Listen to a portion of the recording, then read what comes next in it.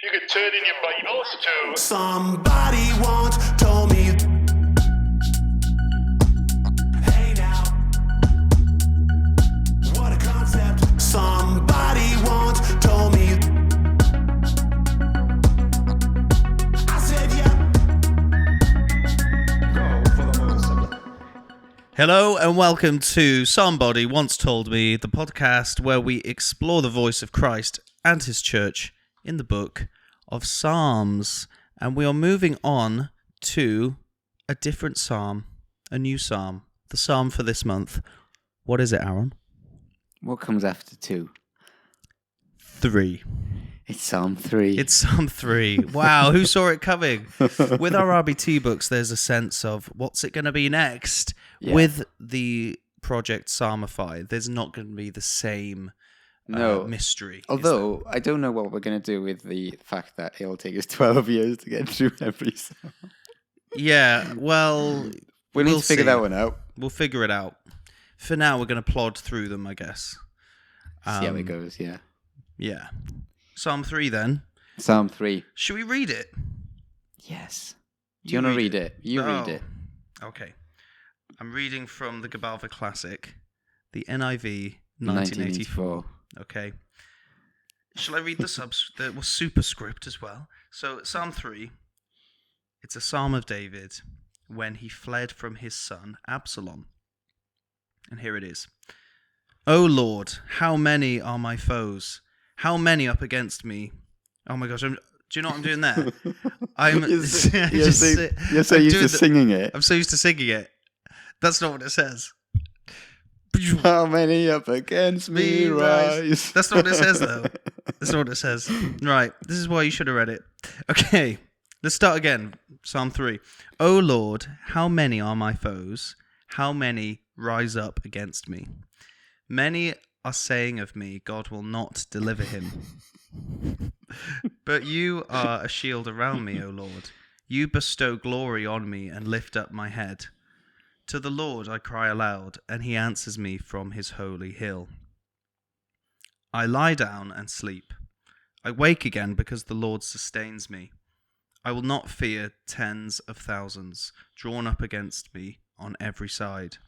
Arise, O Lord, deliver me, O my God. Strike all my enemies on the jaw. Break the teeth of the wicked. From the Lord comes deliverance. May your blessing be on your people.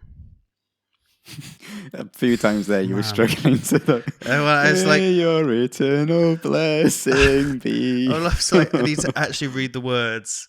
But that's quite nice, isn't it? That because we've been singing this psalm for years, yeah, it's sort of in there. It's lodged itself I can't even read the psalm properly anymore. I don't know if that's a problem. But you know, Sue Easterbrook says whenever she reads the psalms, she, and this one we sing, she just ends up singing it.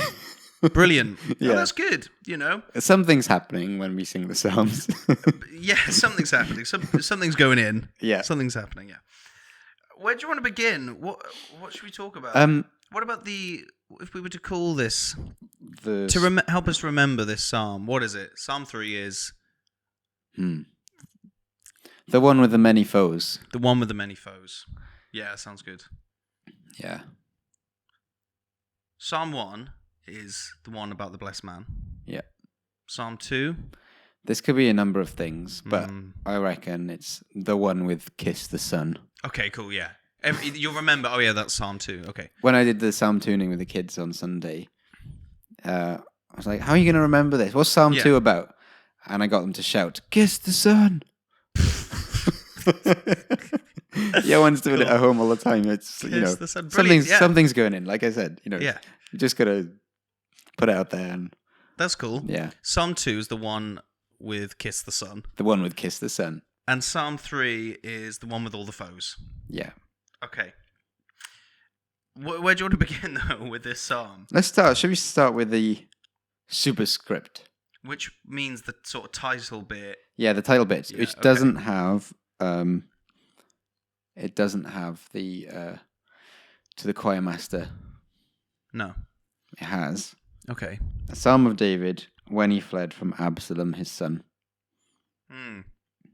Okay. A few questions. what is that about when David flees from his son Absalom? What's the story? That's one thing. I suppose the other thing is, why is it significant that this psalm stems from that time? I guess. Okay. So, right, David's running away from his son Absalom. It's in 1 Samuel. Yeah. Do you remember what we actually read it not that long ago? What do you recall? Absalom just wants to be king, doesn't he? And Absalom is his son, Yeah. but he wants to be king. And he sort of almost he turns the people against him very subtly for a while. And he's charming, he uses his words to to deceive people and to turn and manipulate even some of David's advisors against him.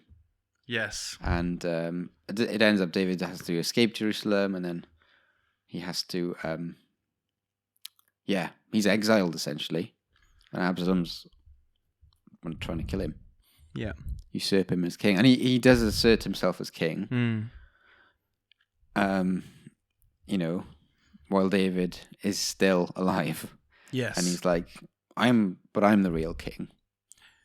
Yeah, and David is like a fugitive for a long time, isn't he? And he doesn't have anywhere to rest. He does have,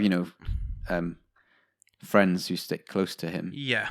But yeah, he's on the run. He's on the run from his own son, his own flesh and blood. And his son has a lot of resources. He sort of has the whole army of. At times, he seems to get loads of people together to chase after David, and uses loads of resources that you'd like to think would have been aimed at the church's enemies, but instead they're aimed at the anointed king. King David. So what's the significance of that? So, I think it's important that David went through that, and is going through that he is then inspired to write the psalm as a prophet. I think it's good to remember David is a prophet here in his prophetic office, speaking out of his own experience about the experience of the greater David who will come and be chased and exiled and have nowhere to rest his head, and persecuted and hated by his own flesh and blood. By his own flesh and blood. The That's Jews, so important. But also by the rest of humanity who hate Jesus. But we get our life from Jesus, don't we? Yeah, so it really is like we are his flesh and blood. Yeah. But it's us who sent him to the cross. Yeah. Yeah. So it's important that this is the context of when this psalm was written.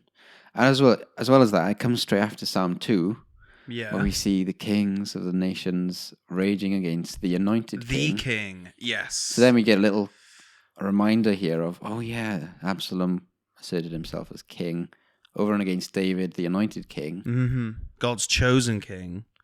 Yeah. Yes. And so then out of that comes this psalm, which really points forward to the experience of Jesus and become the words of Jesus as he's with us on earth.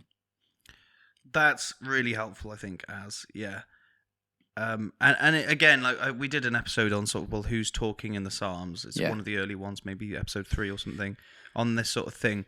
But this is a good example. David wrote this, but in his office as a prophet, and everything you just said then, that's really great.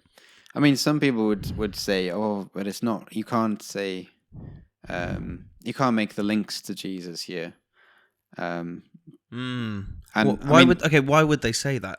I don't know. They just because it's not specifically in the New Testament, or it's not quoted in that sense. But it does come strategically after Psalm 2, and we might talk about this in future episodes. But who are the enemies? We've just been talking about enemies in Psalm 2, and then there are enemies and foes in Psalm 3. It's not just chance that this psalm comes after Psalm 2. Yeah. Some of the early church guys will say that David is reaping the consequences of his own sin Right, yeah. by having his own son, chase after him, persecute him. And, someone might then think, oh, how can you make that jump then to Jesus? Yeah, because Jesus can't be punished for his own sin. No, but Jesus is reaping the consequences of our sin. Boom. That's helpful. So, and as the true human and the perfect human then cries out from using this psalm for deliverance from the Father. Yes. I think that's really good. So Psalm 3, maybe that'll do for this one, right? It is the one about all the foes, and the significance of David receiving this from the Holy Spirit in this moment, or this period of his life where he's on the run. Yeah. Because his own son wants to kill him, and his son has employed many people to chase after David to kill him. And that is where David really enters into a bit of what Jesus of Nazareth will fully experience. That's really helpful. Okay, and then we'll dig in properly to the verses of Psalm 3 in the next pod. Psalm